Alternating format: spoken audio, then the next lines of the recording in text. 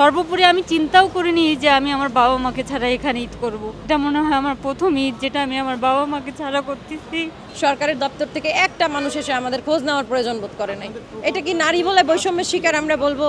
আমরা হচ্ছে যে বাড়ি ফিরে তো বেকার হয়ে যাব। আমাদের মধ্যে মেয়েরা অনেকে ডিভোর্স হয়ে যাবে, জানেন, অনেকে হচ্ছে যে এই সরকারি চাকরি দেখে হচ্ছে যে বিয়ে হয়েছে। দর্শক, পবিত্র ঈদুল আজহার দিন আপনাদেরকে ঈদের শুভেচ্ছা। কিন্তু এমন একটি জায়গা থেকে আসলে যুক্ত হলাম আপনাদের সাথে। এই রাজধানী ঢাকায় ঈদের দিনে দেখতে পাচ্ছি যে কিছু নারী যারা আসলে প্রেস ক্লাবের সামনে অনশনরত অবস্থায় রয়েছেন।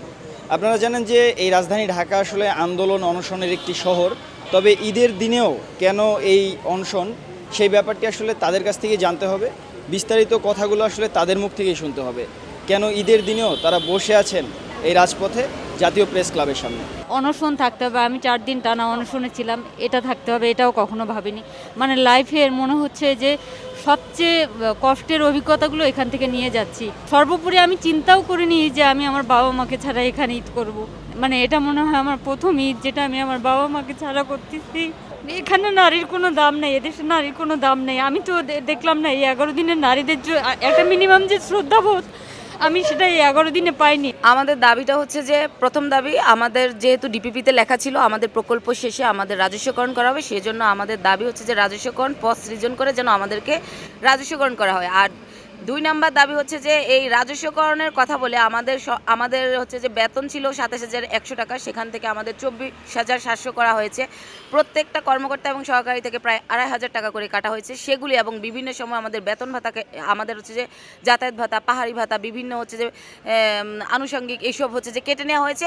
আমাদের এই কর্তনকৃত সকল বেতন ভাতা আমরা চাই, এটা আমাদের 2 নম্বর দাবি। গ্রামীণ নারীদেরকে প্রতিষ্ঠা করার জন্য 60টা বছর তাদের জীবনটা এখানে ব্যয় করলো, তাদেরকে আজকে সরকার রাস্তায় বেকার করে ফেলে দিবে। এটা কি হয় নাকি? যে সরকার আসলে আমাদের বিষয়টা জানেনই না। সরকার, আমাদের মাননীয় প্রধান উপদেষ্টা বা আমাদের উপদেষ্টার কাছে আমাদের সম্পর্কে ভুল তথ্য পৌঁছানো হয়েছে, যার কারণে তারা আমাদের বাদ দেওয়ার মতো একটা সিদ্ধান্ত নিছে। 7 বছর পরে এখন আমরা দলীয় ট্যাগ, আমরা নাকি আওয়ামী লীগের দোসর, কারণ আমাদের প্রকল্পে শুরু হয়েছে আওয়ামী লীগের আমলে। আর আওয়ামী লীগের আমলে বাংলাদেশে 1000টা প্রকল্প শুরু হয়েছে, আওয়ামী লীগের আমলে 1000টা মানুষের নিয়োগ হয়েছে। পার্মানেন্ট বলেন, এই টেম্পোরারি বলেন, হাজার হাজার লাখ লাখ মানুষ আছে আওয়ামী লীগের আমলে 15-20 বছর ধরে চাকরি পেয়েছে। তাদের কারো দোষ হয় নাই। মাঝখান থেকে আমরা কি নারী হওয়ার কারণে শুধু আমাদের দোষ হয়ে গেছে?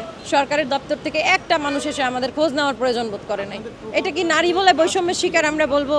আমাদের প্রকল্পের মূল কাজই হচ্ছে গ্রামীণ নারীদেরকে তথ্য সেবা দিয়ে সহায়তা করা, তাদেরকে প্রাথমিক স্বাস্থ্য সেবা দেওয়া, এগুলো বিনামূল্যে। তাদেরকে আমাদের ই-কমার্স প্ল্যাটফর্ম আছে, যেমন কেউ তার উৎপাদিত পণ্য, যেমন মনে করেন সে খুব ভালো কাঁথা সেলাই করে, সেটা কোথায় বিক্রি করে টাকা ইনকাম করা যায় এটা সে জানে না। আমাদের অফিসে আসে, আমরা ওনাদের আইডি ক্রিয়েট করে দিই, ওনাদের পণ্যের ছবি তুলে আপলোড দিই। নারীকে বারবার যোগ্যতার প্রমাণ দিতে হয়, সমাজে বারবার নারীকে পরীক্ষা দিতে হয়। আমরা টানা ঝড় বৃষ্টিতে উপেক্ষা করে এখানে রাতে শুয়েছিলাম, রাতে ঘুমিয়েছি। আর আজকে ঈদের দিন আমরা আমাদের ঊর্ধ্বতন কর্তৃপক্ষের কাছে আশা করেছিলাম অন্তত ঈদের আগের দিন হলেও আমাদের খোঁজ নিবে তারা। ঈদের আগের দিন হলেও তারা আমাদের সাথে যোগাযোগ করে বলবে যে তোমাদের দাবিটা কী, বা তোমাদের দাবি কতটুকু যৌক্তিক বা কতটুকু ন্যায্য, এটা দেখে তারপর আমাদেরকে বলবে হয়তো তোমরা বাড়িতে যাও। না, আমাদের ঊর্ধ্বতন কর্তৃপক্ষ কেউ আমাদের সাথে যোগাযোগ করেনি এখন পর্যন্ত, না।